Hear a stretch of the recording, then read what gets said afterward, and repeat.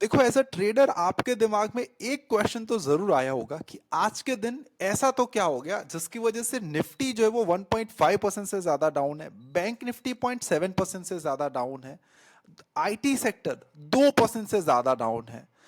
आज के इस वीडियो में हम ये सारी चीजों के बारे में इन डिटेल बात करने वाले हैं कि आज का मार्केट गिरा क्यों, इसके पीछे का स्पेसिफिक रीजन क्या है, एंड आज के दिन मेरा प्रॉफिट एंड लॉस क्या रहा। आज के दिन मुझे 11 लाख रुपए का लॉस हुआ है, किस रीजन की वजह से हुआ वो भी बात करेंगे। आज निफ्टी की एक्सपायरी थी, उस पे हमारा प्रॉफिट एंड लॉस क्या रहा, उसमें भी हमें लॉस ही हुआ है। एंड कल के दिन मार्केट्स के डेटा हमें क्या बोल रहे हैं एंड मार्केट्स कैसा रह सकता है, वो सारी चीजों के बारे में इन डिटेल आज के इस वीडियो में बात करने वाले हैं। हेलो एवरीवन, मेरा नाम है दर्शन राठौड़, मैं हूं मार्केट्स में पिछले 9 सालों से। Let's start a market analysis video. अब सबसे पहले अगर आज का जो मार्केट गिरा उसके पीछे का मेनली रीजन है दैट इज ग्लोबल मार्केट्स। अगर आप S&P 500, Nasdaq and Dow Jones देखो, तीनों इंडेक्स कल डाउन थे।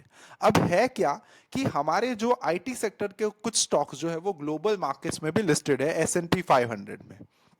अब अगर S&P 500 डाउन जाता है और वहां का आईटी सेक्टर डाउन जाता है तो वो सीधा सीधा इंडियन मार्केट्स में भी इफेक्ट करते हैं।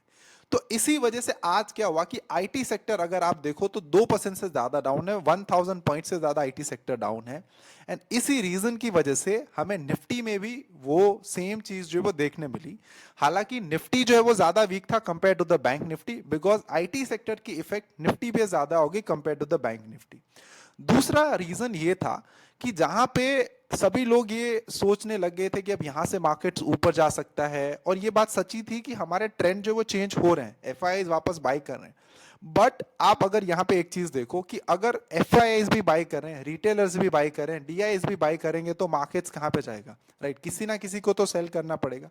तो इसी रीजन की वजह से एफआईआईज को एक रीजन चाहिए था जिसकी वजह से वो मार्केट्स को गिरा सके, राइट? जिसकी वजह से जो रिटेल ट्रेडर्स है उसके व्यूज चेंज कर सके। अब रिटेल ट्रेडर्स के व्यूज जैसे ही चेंज हो जाते हैं वैसे ही वो मार्केट्स के ट्रेंड को भी चेंज कर देंगे, ये मेरा ऐसा मानना है, राइट? मैं इस तरीके से सोचता हूं। अब कल के दिन हाई प्रोबेबिलिटी है कि मार्केट जो है वो शायद से ऊपर जा सकता है बिकॉज ऑफ रिटेल ट्रेडर्स के व्यूज चेंज हो गए। एंड लास्ट लास्ट में थोड़ी बहुत Nifty as well as bank Nifty में बाइंग भी आई है, इंडेक्स में थोड़ी सी पोजीशंस भी बनी है। बट ये देखना है कि आज के एफआईआईज का डेटा भी हमें क्या बोल रहे हैं। So let's start a video. अब सबसे पहले अगर आप देखो तो ग्लोबल मार्केट से हैंडओवर नहीं अच्छा मिला था, इसी रीजन की वजह से हम ऊपर के लेवल पे सस्टेन नहीं कर पाए एंड हमारे मार्केट जो है वो गिर गए, राइट?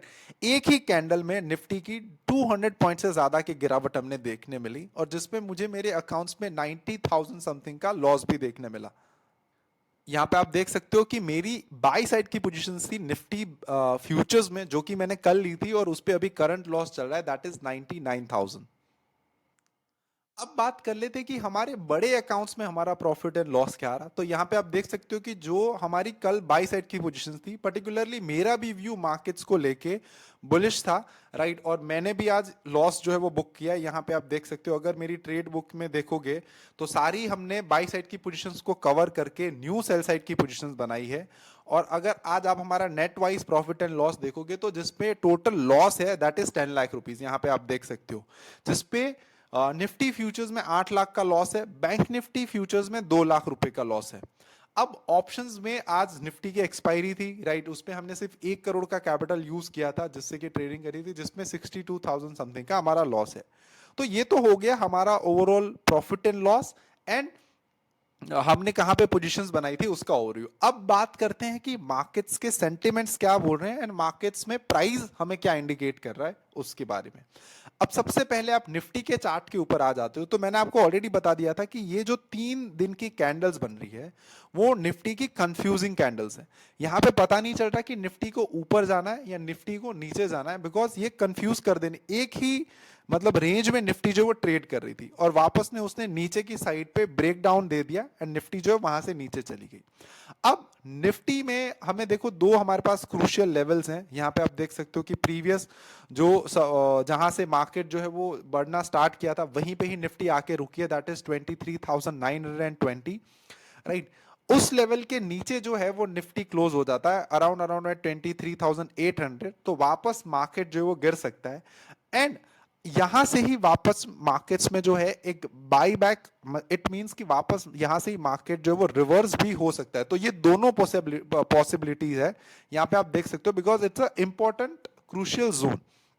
तो हमें दोनों साइड के व्यूज लेके निफ्टी में चलना है, राइट। एंड अगर निफ्टी जो है वो वापस 24,100 के लेवल को क्रॉस करते तो वहां वापस हमें एक तेजी की मूवमेंट जो वो देखने मुझे मिल सकती है। अब कल के दिन फ्राइडे है, तो फ्राइडे जनरली अनएक्सपेक्टेड चीजें होती है, तो मे भी कल मार्केट जितना आज गिरा है उससे ज्यादा भी बढ़ जाए, बिकॉज आज का मार्केट जो गिरा है वो मेनली आईटी सेक्टर की वजह से गिरा है। हमारे कोई इंटरनल रीजन नहीं है खराब जिसकी वजह से हम गिरे हैं। तो शायद हम कल रिकवर भी कर जाए, शायद मार्केट्स कल बढ़ भी जाए, एनीथिंग इज पॉसिबल, राइट।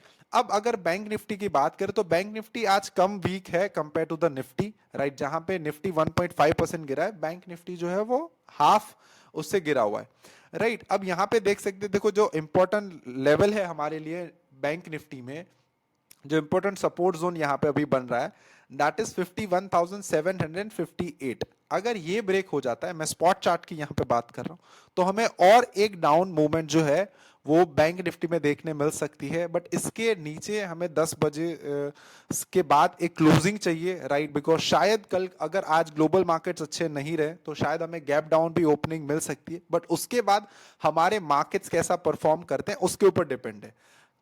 कल के दिन ग्लोबल मार्केट्स अच्छी नहीं थी, हमारी आज ओपनिंग जो है वो पॉजिटिव हुई थी, स्टार्टिंग में हम ऊपर भी गए थे बट ऊपर के लेवल के आसपास सस्टेन नहीं कर पाए, इसकी वजह से हम नीचे आ गए। सेम टाइम पे यहां पे आप देख सकते हो दैट इज इंपॉर्टेंट लेवल 52,351। अगर मार्केट इसको कल के दिन क्रॉस करता है तो वापस हमें जो है एक बैंक निफ्टी में तेजी देखने मिल सकती है। तो ये बेसिकली प्राइस की पर्सपेक्टिव से हमारा एनालिसिस था। अब ऑप्शंस का डेटा हमें क्या बोल रहा है उसको देख लेते हैं। देखो ऑप्शंस में अगर आप बैंक निफ्टी का डेटा देखो तो ऑप्शंस राइटर्स अभी भी कॉल राइटर्स ज्यादा है compare to the put writers, तो ऑप्शंस के डेटा हमें नेगेटिव इंडिकेशन दे रहे हैं, जो ऑप्शन राइटर्स हैं वो नेगेटिव इंडिकेशन दे रहे हैं टुवर्ड्स द मार्केट्स। अब अगर निफ्टी की बात करो, निफ्टी में हम यहाँ पे नेक्स्ट एक्सपायरी देख लेते हैं। ऑब्वियसली यहाँ पे वो भी लेट्स से कॉल राइटर्स ज्यादा है compare to the put writers, आप total OI and change in OI का डेटा यहाँ पे देख सकते हो। अब एडवांस एंड डिक्लाइन रेशियो एक बार देख लेते हैं कि एडवांस एंड डिक्लाइन रेशियो हमें क्या बता रहा है, तो वो भी हमें नेगेटिव इंडिकेशन ही दे रहा है। तो इट मींस प्राइस जो है वो अभी कंफ्यूजन करने वाला है, तो प्राइस दोनों साइड के इंडिकेशन दे रहा है। ऑप्शंस का डेटा नेगेटिव बोल रहा है, एडवांस एंड डिक्लाइन रेशियो भी है जो वो नेगेटिव बोल रहा है। अब एफआईएस का डेटा आज के दिन का तो नहीं आया, बट हम जो कल के दिन का डेटा है उसको एक बार स्टडी कर लेते हैं, और आपको क्या स्टडी करना है उसके बारे में भी देख लेते हैं। देखो एफआईएस कंटिन्यूस क्या कर रहे थे कि नेट में बाय कर रहे थे कैश में, बट इंडेक्स फ्यूचर्स में कहीं ना कहीं एफआईएस जो वो सेल कर रहे थे। अगर आप ध्यान से डेटा को स्टडी करो तो कल के दिन भी एफआईएस ने निफ्टी फ्यूचर्स में सेलिंग करी थी एंड बैंक निफ्टी फ्यूचर्स में बाइंग करी थी। रिटेलर्स ने बिल्कुल एफआईएस से उल्टा किया था, निफ्टी फ्यूचर्स में बाइंग करी थी एंड निफ्टी फ्यूचर्स में बाइंग करी थी, जबकि एफआईज ने उसको सेल किया था। स्टॉक फ्यूचर्स में दोनों का डेटा सेम ही है, राइट। डीआईएस के डेटा फ्यूचर्स एंड ऑप्शंस के इतनी ज्यादा मायने नहीं रखते, बिकॉज डीआईएस जो है उसको फ्यूचर्स एंड ऑप्शंस करने की अलाउ नहीं है, राइट, बिकॉज वो म्यूचुअल फंड्स के पैसे हैं, तो वो फ्यूचर्स एंड ऑप्शन भी करते हैं, तो वो एक हेजिंग पर्पस के लिए होता है, right. And prop trading desk दोनों साइड की पोजीशन बनाते हैं, बिकॉज वो मेनली देखते हैं कि वो बेसिकली डेल्टा मैनेज करते हैं, तो उसकी दोनों साइड की पोजीशंस रहती है।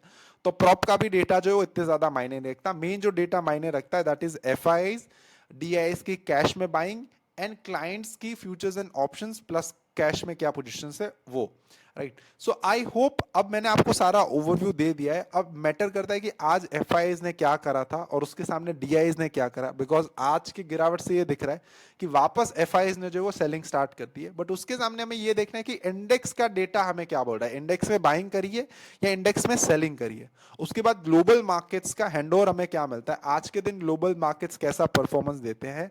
उसके बाद ये देखना है कि हमारी मार्केट्स में ओपनिंग कैसी होती है, अगर हमारी ओपनिंग अच्छी है, राइट, उसके बाद हम सस्टेन कर पाते कि नहीं कर पाते, और अगर गैप डाउन भी ओपनिंग होती है उसके बाद भी हम वो सेल रैली को कंटिन्यू कर पाते हैं या वहां से रिवर्स हो जाते हैं। ये सारी चीज हमें जो है वो देखनी है, ये हमारे लिए इंपॉर्टेंट हो जाती है। सो आई होप आज का जो ये वीडियो है वो आपको पसंद आया होगा। कुछ ना कुछ चीजें आपने इस वीडियो से सीखी होगी एंड समझी होगी। Till then keep learning, keep earning and keep making money from the stock market. Have a good day, bye bye.